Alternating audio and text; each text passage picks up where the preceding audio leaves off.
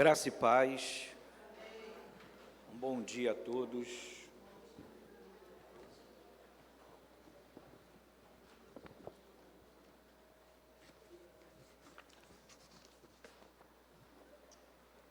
Aleluia. Louvado seja o nome do Senhor nessa manhã.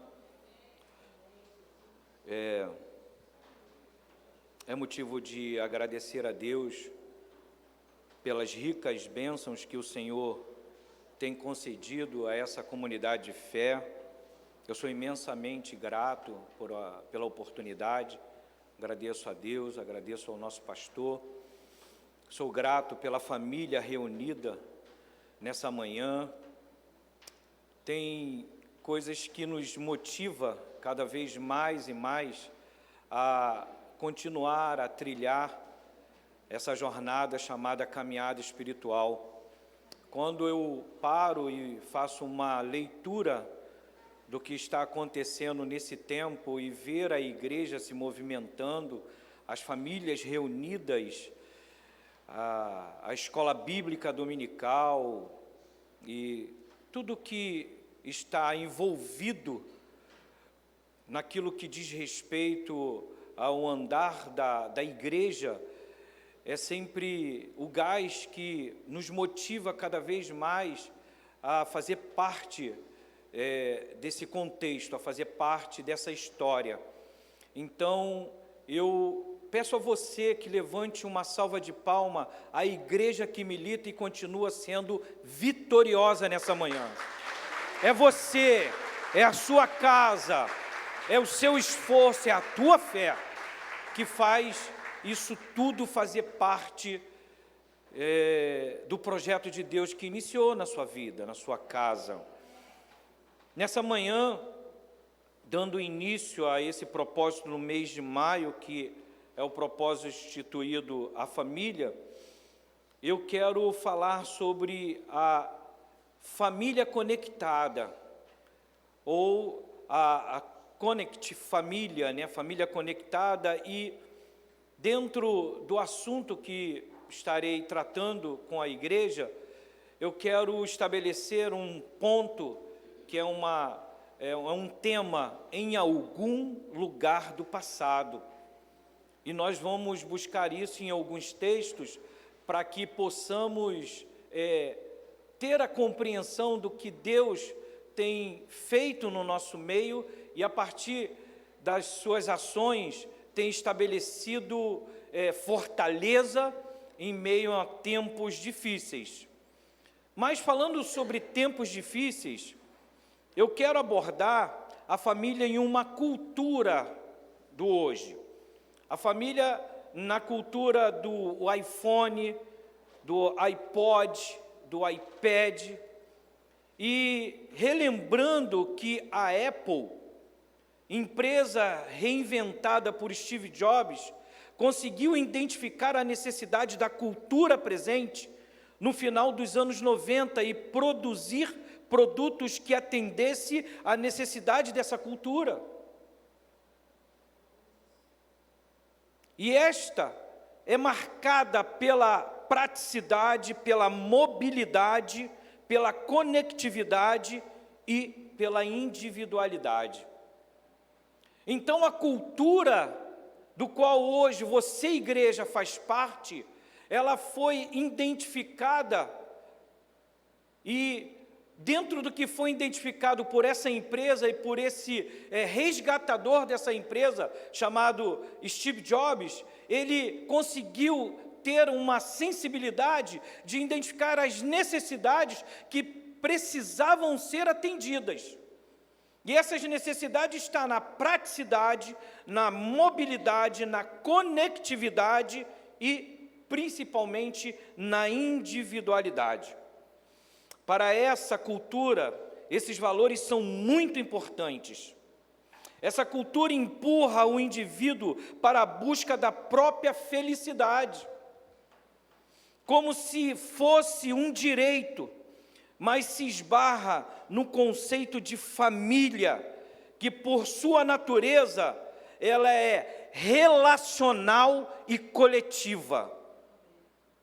Então nós vamos ver agora um embate, porque a família instituída por Deus lá no Éden, ela é relacional e ela é também coletiva, mas a cultura desse tempo, ela vai estabelecer uma necessidade, padronizar essa necessidade. E aí, nós vamos ver que a busca da própria felicidade esbarra no conceito que a felicidade não é um direito, mas uma dádiva. Felicidade não é um estado, mas uma disposição. É interessante porque quando eu olho para esse termo, felicidade é uma disposição, eu vejo o meu coração nutrido pelo o amanhecer do meu filho, Nicolas. Em um tempo, eu determinava que felicidade era ver o amanhecer daquela criança, sempre feliz, e o deitar daquela criança, sempre feliz. Ou seja, felicidade, ela está ligada a uma disposição. Daí o conceito da cultura vigente ser incompatível com o conceito família. Em outras palavras, família, eu não busco a minha própria felicidade, o meu bem-estar, mas eu busco o bem-estar do outro, do coletivo. E aí, você como igreja, começa a entender o que é de fato e o que está inserido na sociedade e nesse tempo onde vivemos e somos igreja, professamos a fé no eterno.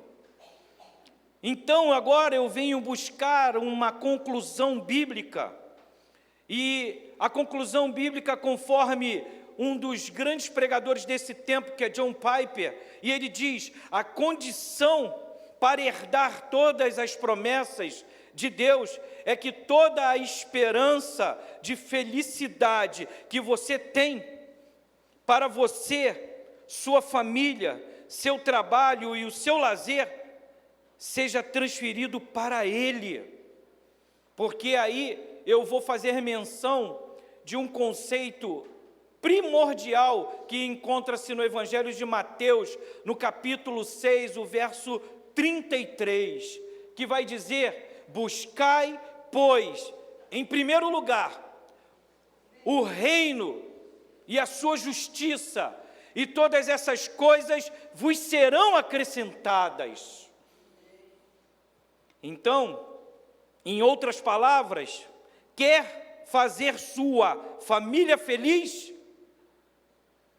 Busque a Deus incondicionalmente.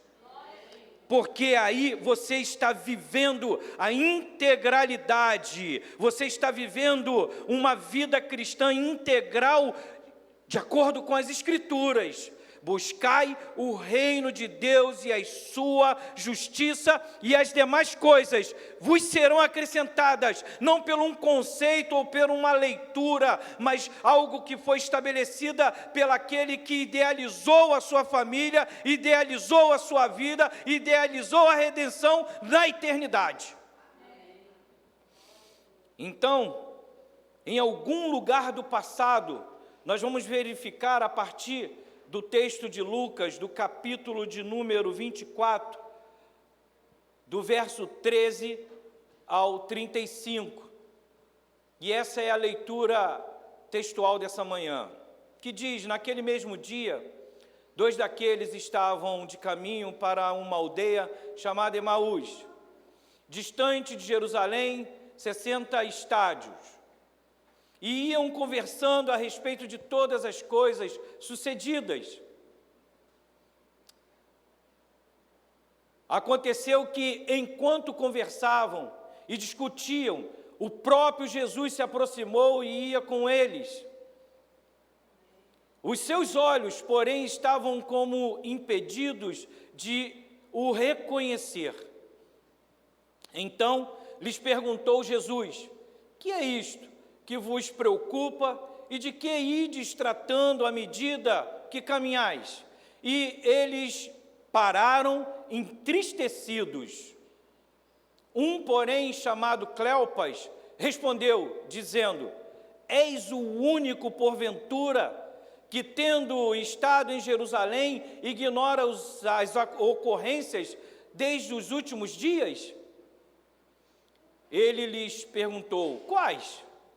E explicaram o que aconteceu a Jesus, o Nazareno, que era varão, profeta, poderoso em obras e palavras diante de Deus e de todo o povo. Então se lhes abriram, aí pulou. Então se abriu os olhos, foi lá para o 31. Volta aí, por favor. E com os principais sacerdotes e as nossas autoridades, e entregaram para ser condenado à morte e o crucificaram. 21. Ora, nós esperávamos que fosse ele quem havia de redimir a Israel, mas depois de tudo isto, e já este o terceiro dia, desde tais acontecimentos, ou desde tais coisas sucederam. É verdade também que algumas mulheres das que conosco estavam nos surpreenderam, tendo ido de madrugada ao túmulo, e não achando o corpo de Jesus, voltaram dizendo terem tido uma visão de anjo, aos quais afirmaram que ele vive. De fato, alguns dos nossos foram ao sepulcro e verificaram a exatidão do que disseram as mulheres, mas não o viram. Então lhes disse Jesus: honestos e tardios de coração, para crer de tudo o que os profetas disseram, porventura, não convinha que o Cristo padecesse e entrasse em sua glória?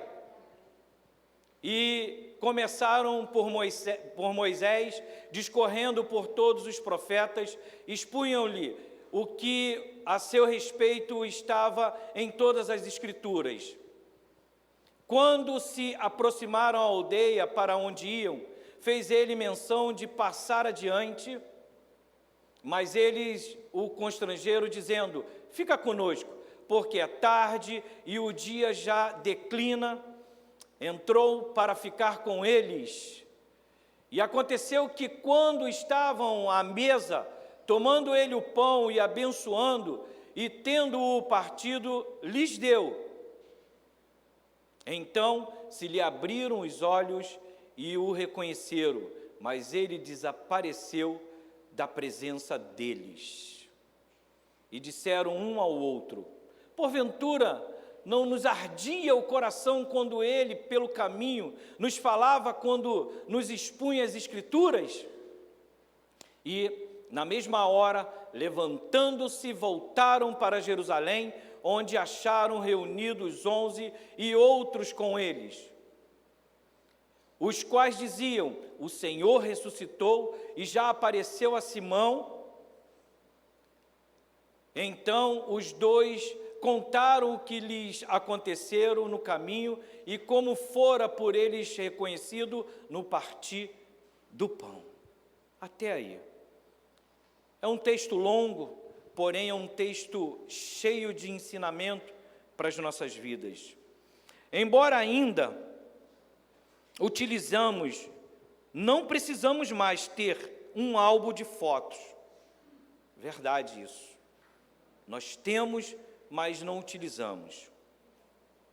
Basta criarmos um arquivo de imagens em nosso smartphone, ou iPhone ou iPad, criar vários backup para não perdermos as mesmas, no caso as fotos, em uma possível pane no sistema.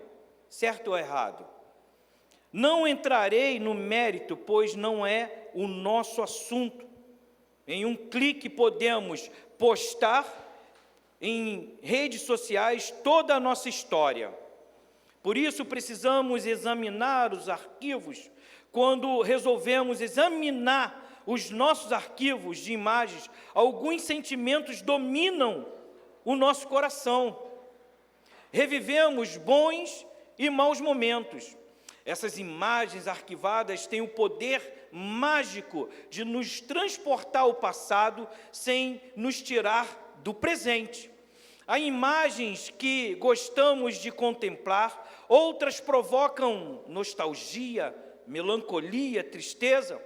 Quando isso acontece, o presente sofre, fica abalado. Dependendo do que você recordou, seu dia pode ser um paraíso ou um deserto. Em algum lugar do passado encontramos boas ou más recordações.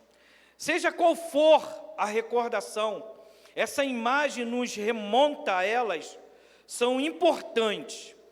Olha que lembrança interessante de uma matéria, há muito tempo eu recordei sobre a queda do edifício Palace. E na queda daquele edifício, aos escombros, estava ali um senhor, Luciana, procurando algo, tirando pedras, e o repórter, ao ver isso, pastor Inês, fez a fatídica pergunta: o que você está procurando no meio desse monte de escombros? E aquele senhor gentilmente disse: o meu álbum de fotos, porque ele tinha necessidade de relembrar o seu passado, mesmo em meio ao caos que estava vivendo naquele momento. Aí nós vamos ver que os encontros de Jesus, a Bíblia descreve que Jesus teve 11 encontros com os seus discípulos após a ressurreição. E um teve um significado especial. Se torna especial porque os discípulos caminhavam em direção a Emaús, mas estavam com os pés em Jerusalém. Eles caminhavam para uma direção, mas o seu interior, a sua predisposição estava ainda alojada no passado, nos acontecimentos naquela região chamada Jerusalém. As lembranças de um passado recente obscurecem as sensações e os pensamentos dos discípulos. Tinham os pés em Emaús, mas a sua mente ainda vivia os acontecimentos dramáticos e traumáticos da morte de Jesus na sexta-feira anterior. Quando o passado te prende, você perde a capacidade de enxergar o que está ocorrendo no seu presente. Olha que coisa interessante, no verso 15 do capítulo 24 de Lucas, Jesus se aproxima enquanto os discípulos conversavam. Veja o que aconteceu já no 16. Os olhos estavam como que impedidos de ver. Os olhos estavam sem energia, insensíveis, sem capacidade de perceber ao redor. A desesperança. Mas aí eu quero chamar a tua atenção para um fato. Não é o passado, Igreja Batista Getsemane, que provoca com o passado uma energia de apatia, mas sim um passado frustrante, marcado pela derrota, pelo desapontamento, pela desesperança. É esse passado que tem o poder de neutralizar a nossa fé no presente e futuro. Quando você relembra um fracasso e fica preso nesta lembrança, sua força parece diminuir. E na realidade diminuir mesmo. Quando a sua mente traz à tona este tipo de passado, você se desfigura. Os discípulos ainda estavam vivendo as dores da morte do Senhor. Para eles, ainda era sexta-feira. Nada do que aconteceu depois tinha um valor para eles. Assim, muitas pessoas vivem. O presente se mostra totalmente transformador, mas insiste em viver um passado amargo. Muitos ainda têm as suas lembranças amarradas em algum lugar do passado. Jesus se aproxima e abre um diálogo olha o verso 17, ele vai falar que é isto que lhes preocupa, e que ides tratando à medida que caminhais, e eles pararam entristecidos. Preste atenção, igreja, Jesus se aproxima e percebe o estado deles, entristecidos. Ouça, a coisa mais difícil é caminhar sem esperança. Os discípulos estavam avançando, caminhando, mas não sabiam o que fazer de suas vidas. Estamos vivendo dias difíceis. Não é nada fácil olhar para frente em nossa caminhada. O céu de muitos está carregado de nuvens, nublado, e ainda seguir em frente dando um passo de derrota, incomodados e o coração. É muito difícil uma sensação assim. Não podemos, irmãos, podemos aprender uma grande lição nos versículos 18 e 19, porque ele vai falar: és o único que ignoras as ocorrências desses últimos dias. E ele lhes pergunta: quais? Os discípulos não podiam entender a desinformação daquele homem. É como se hoje alguém ignorasse o que está acontecendo no Congresso Nacional quanto às emendas constitucionais, as brigas entre o legislativo e o judiciário, o que tem uma consequência direta em nossa sociedade. Observe, igreja, o que eles disseram: és o único que ignoras as ocorrências. Não sabemos o que esquecer, ou não sabemos como esquecer um erro, um fracasso, uma doença, uma traição. É quase impossível. Tudo isso deixa sequelas, marcas, cicatrizes. No entanto, Jesus, ainda com eles, com os discípulos totalmente livres das amarras da sexta-feira, Jesus esteve em Jerusalém, mas não estava mais preso em Jerusalém.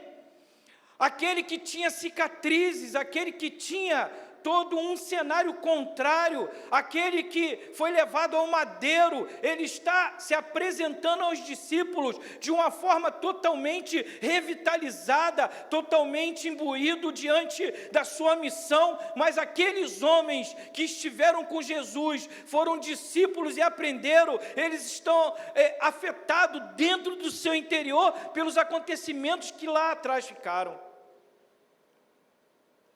Isso nos leva, como igreja, a refletir o que estamos vivendo em tais dias.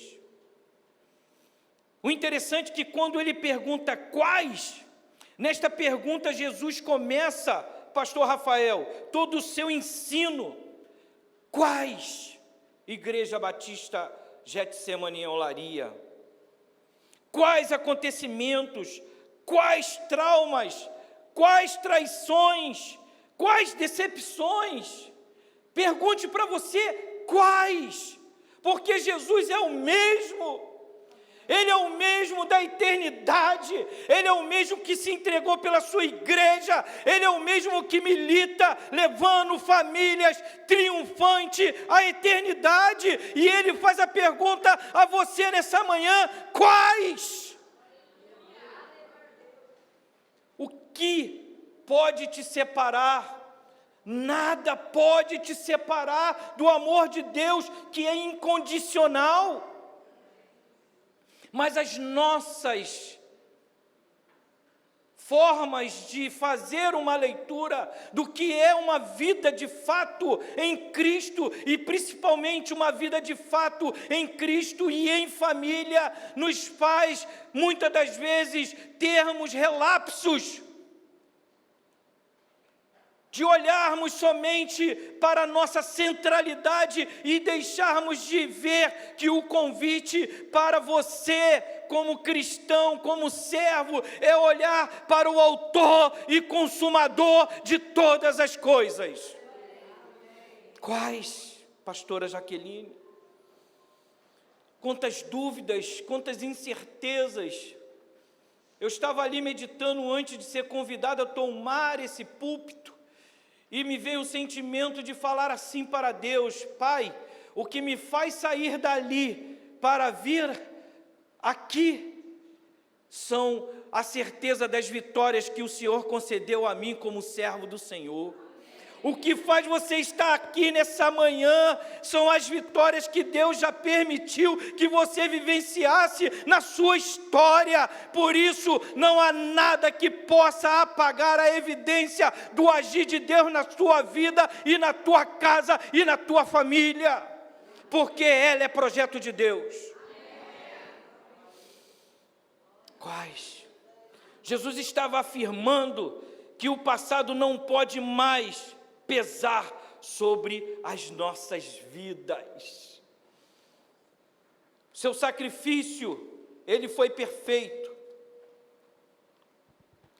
O sacrifício, ele leva os pecados, mas também nós vamos abrir e vamos ver que no caminho nós precisamos entender que há impossibilidades está colocada por nós. Os sentimentos que dominavam o coração dos discípulos não podia dominar o seu espírito. Jesus, mesmo sendo o protagonista de toda aquela tragédia lá atrás, nos ensina que o nosso coração deve sempre e sempre e sempre, sempre estar em Deus, seja qual for a tragédia. Por isso que o tema da mensagem é em algum lugar do passado. Porque nós temos muitos adversários. E dentre esses adversários, um dos piores é o nosso passado. Um dos piores que milita contra a fé cristã é aquela voz lá dentro que vai dizer para você e vai tentar imprimir isso em você, que você não consegue, que você não vai avante, que você não conquista, que você não estabelece. Mas eu quero dizer que você, nessa manhã, está estabelecido não num sentimento, mas na vontade permissiva de Deus. Por isso que você continua, está aonde você está, porque é a vontade de Deus. É isso. Não estamos sozinhos em nossa caminhada. Mesmo que o mundo esteja aparentemente vencendo a sua capacidade de crer, esperar e confiar, que a derrota seja iminente, saiba que o que está em jogo não é a sua sobrevivência, mas a veracidade da palavra de Deus. O que está em jogo é a veracidade, a verdade, o que a palavra diz ao teu respeito como igreja, é o que está em jogo. Não são sentimentos que ora é um e ora deixa de ser o que foi. Não podemos nos guiar nesse tempo debaixo do que a cultura vigente diz. Fazemos parte dessa cultura. Eu tenho compartilhado pedaços desse sentimento nas reuniões de oração dos homens às terça-feira. Algo que muito me preocupa, porque é algo, igreja, fique atento a isso, que é como se estivesse empurrando a gente para que você negasse. É como se de fato fosse o tempo da apostasia nesses dias. A igreja vivendo de uma forma totalmente aleatória do que a palavra diz, do que a palavra nos informa, do que a palavra nos conduz. E aí, Jesus desaparece. Ele desapareceu da presença deles. Você sabe por que Jesus desapareceu? Porque a sua missão estava cumprida com aqueles dois sofredores. Estava, de certa forma, agora renovados, preparados para continuar o caminho. o que os dois fizeram? Foram ao encontro do outro grupo, que também sofria a mesma dor, a dor da separação. Olha como é que muda o quadro a partir de uma atitude. Extraordinário isso. Quando eu olhei e falei, rapaz, é isso. Aqueles homens estavam desesperançosos, estavam totalmente aleatórios, saindo do cenário, e agora Jesus palestra com ele, abre os olhos, eles, cara, eu tenho que voltar a Jerusalém, preciso contar isso para edificar a vida de outros. Igreja, o que você tem vivido como igreja, como servo, como pai de família, como mãe de família, isso precisa ser transmitido a outros, para que sejam edificados. Para isso fomos chamados. Por isso eu vejo a importância de todo esse desenrolar, pastor Inês, desse mês, trazendo a família a uma centralidade. Olha a minha oração hoje ao sair de casa com a minha família. E eu não vou aqui botar panos quentes, é difícil para fazer uma oração. Vamos aqui reunir aqui na sala, vamos orar. Aí um fala uma coisa, outro fala outra coisa, dá a mão. E o outro está batendo no outro ali, pastor, e vamos orar. Senhor, estamos indo à sua casa te adorar, bendizer o teu nome, aprender a tua palavra. Que isso seja uma realidade a partir da minha casa. Que isso seja uma realidade a partir daqui, não é lá. Porque se for dessa maneira, Esther, somos presas fácil para esse tempo, para a cultura desse tempo, porque não tem raiz. Não tem raiz, e o vento bate e cai tudo. Então, cria esse sentimento. Por fim, para refletirmos, isso é o que Deus espera de nós. Não é mais hora de ficarmos parados, com medo, com angústia no coração, remoendo o passado doloroso, com a incerteza dominante na mente. Olhe para frente. Deus deu uma palavra à sua igreja, e por causa dela, você tem o direito de ficar totalmente alicerçado nessa palavra. Não viva mais as derrotas de um trauma, as decepções, as frustrações do passado. Viva as bem-aventuranças que Deus preparou para a sua vida. Viva o presente, pois o Senhor vive e está bem presente em sua vida.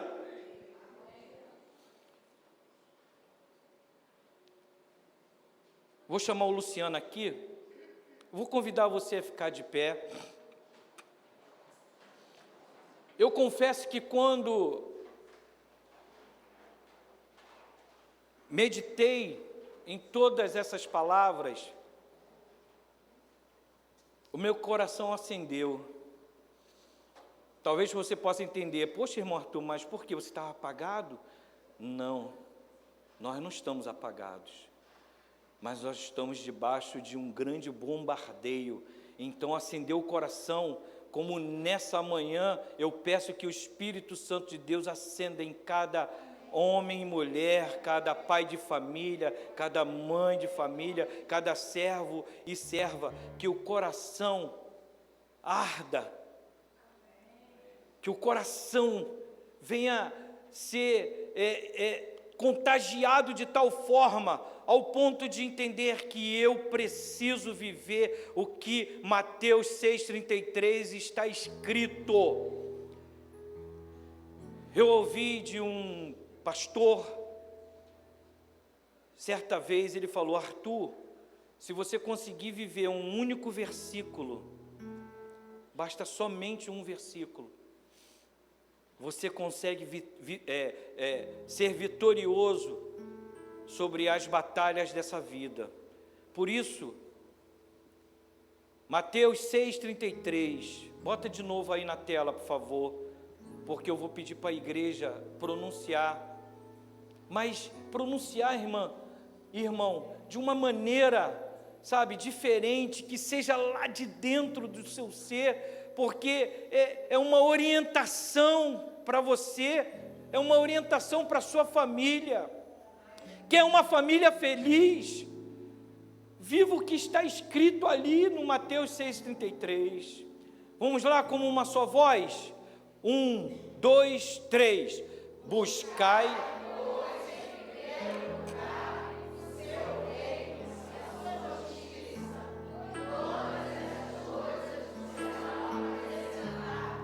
Meu Deus. Se que você quiser aplaudir o Senhor, pode aplaudir. Buscai, pois. Oh, aleluia. Igreja forte, Luciano, é família alicerçada, pastor. Entenda, você quer contemplar a Igreja Batista Getsemane como um celeiro? Estabeleça fortaleza de Deus na sua família, e você vai ver Getsemane como um celeiro, e as pessoas adentrando, buscando cura e sendo curado, buscando serem libertos e serem libertadas, buscando ser uma nova criatura e serem transformadas, porque isso começa na nossa casa. Medite nesse louvor. Aleluia. Levantarei a minha casa neste lugar. Aleluia. E sobre ela edificarei o meu exército. Cante, igreja. E as portas do inferno não prevalecerão. Sobre ela edificarei a minha igreja. Levantarei a minha casa neste lugar. O Espírito. E sobre ela edificarei o meu exército. E as portas do inferno não prevalecerão. E sobre ela edificarei a minha igreja. Não temas, eu sou contigo.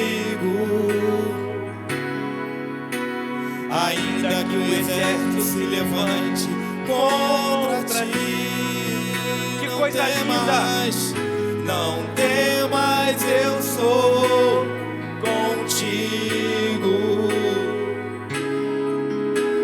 Ainda que um exército se levante contra ti, porque eu sou o teu refúgio, a tua fortaleza, socorro bem presente nas tribulações. Declare isso, igreja. Eu sou o teu refúgio, a tua fortaleza, socorro bem presente nas tribulações. Não temas, eu sou contigo. Obrigado, Senhor. Ainda que o exército se levante contra ti, não temas. Adore. Não temas, eu sou contigo. Creia nessa palavra. Ainda que o exército se levante contra ti, eu sou o teu refúgio. Eu creio. A tua fortaleza, socorro bem presente nas tribulações. Eu sou o teu refúgio. Maravilha. A tua fortaleza, socorro bem presente nas tribulações. Eu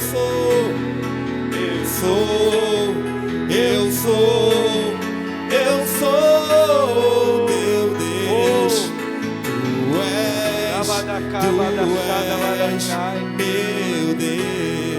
Deus, eu sou, eu sou, eu sou, eu sou teu Deus. Tu és meu Deus. As palmas louvam o Senhor, pastor.